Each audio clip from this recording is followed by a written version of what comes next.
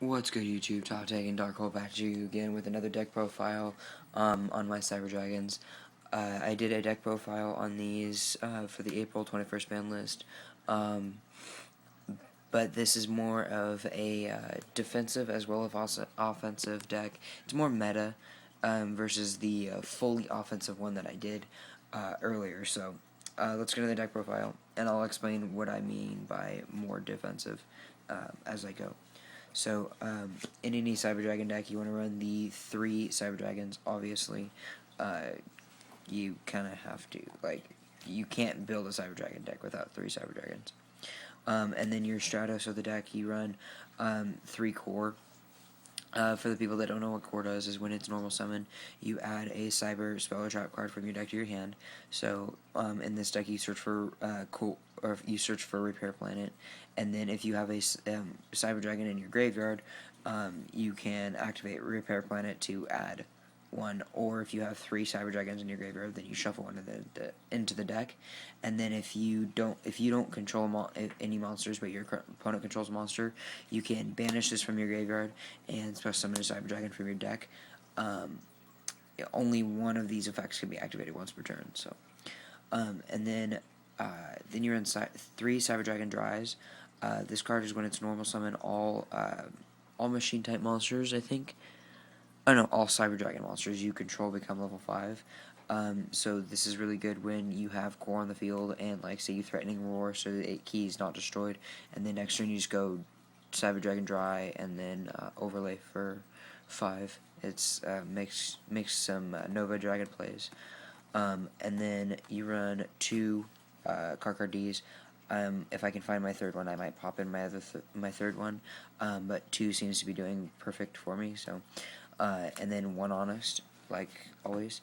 I'm not running the Cyber Undyne anymore. He doesn't seem like he's doing all that good, and I'm pretty sure I'm running a Dark Hole. Oh, maybe not. I'll probably take out a card for Dark Hole. Machine Duplication onto the spells. Machine Duplication is really, really, really broken. If you have Core on the field, you go Machine Duplication, you special summon 2 Cyber Dragons. You get 2 21 beaters, as well as thinning out your deck. I mean, it's ridiculous. Machine Duplication is broken. I kind of want to put this at 2, but then again, 1 is perfect, but then again, 2 would be more perfect, and it just... I'm going to keep it at 1. I like it at 1 due to the fact that if I don't have the Cyber Dragons in my deck, then if I draw into this, then it's just kind of like I'll wait until I have a Repair Planet to shuffle Cyber Dragons into my deck and hopefully be able to do that. So, and then 1 day apiece, I'll probably take this out for a Dark Hole now that I realize that I'm not running a Dark Hole. So, my recommendation is take this out for Dark Hole.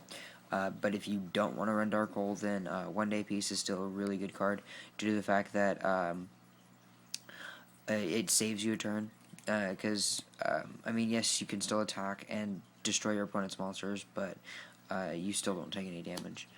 Limiter removal, because they're all machines, it's kind of explains itself. And then I run only 2 Repair Planets, because there's stuff in here that, like, a Repair Planet at 3 is okay, but then sometimes, like, you don't need that 3rd Repair Planet, so I like 2. And then 2 Lances, because you need your big monsters to get through and do damage. So Lance is really good. And then the most broken card in this entire deck, other than Machine Duplication, would be Power Bond. Most people seem to think that after the monster is fusion summoned, it dies and it doesn't keep its boost like Twin Dragon. It goes to 56, and then at the end phase you take 28. That's all that happens.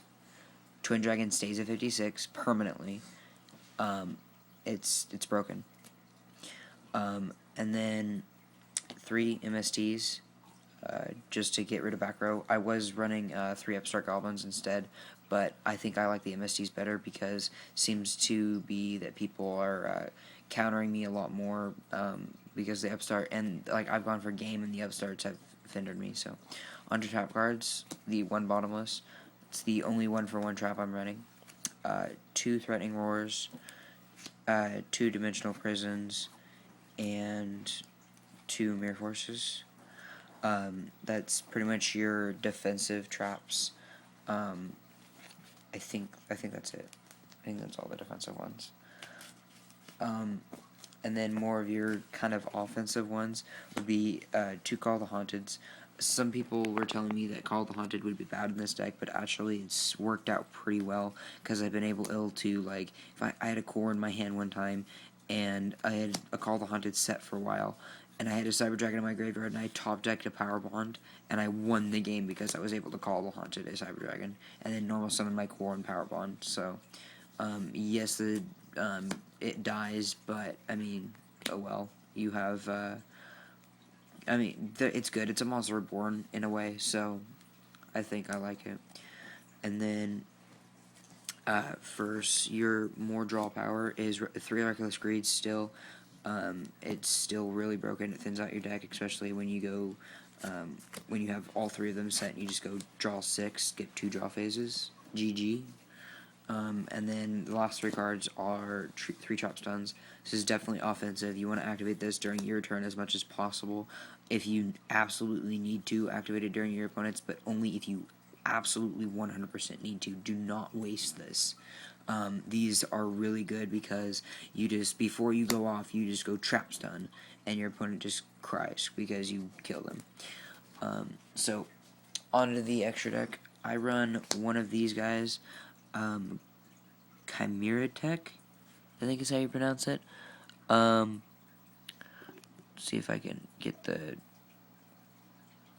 There we go. This is kind of situational. I mean, I've never brought it out, but. Oh, wow. Okay. That's better than I thought. He can attack equal to the number of times. So basically, like, if I use 5 materials for him, he gains 4,000 and then can attack 5 times. Holy crap. That's actually pretty good. Didn't think it was as good as it was. But, yeah, I guess, yeah, run one of those. Especially with Power Bond. That doubles it. So, you can use 3... and it's stronger than a Twin Dragon and can attack an extra time than Twin Dragon. I'll have to look that up and make sure that works.